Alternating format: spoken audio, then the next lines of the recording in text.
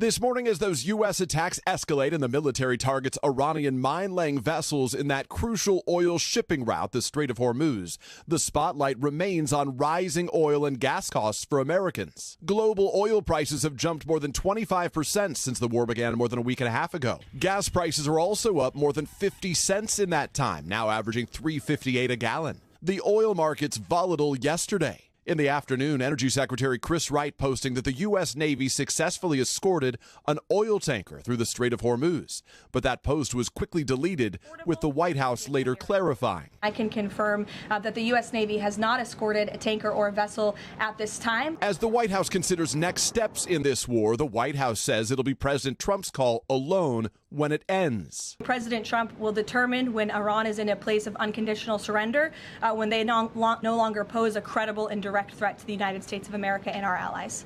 Also noting the president wants to say in the future leadership of Iran.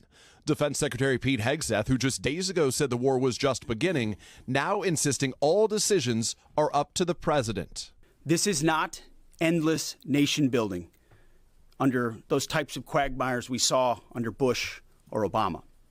It's not even close. Republicans are still largely supportive of the strikes against Iran. I think this was an important mission to accomplish. The Speaker of the House saying yesterday the Iranian people need to rise up, and he would not support nation building there. It is not America's responsibility to do that. While one of President Trump's most influential supporters, podcaster Joe Rogan, delivered this searing critique of the president's decision to go to war. He ran on no more wars and these stupid, senseless wars, and then we have one that we can't even really clearly define why we did it.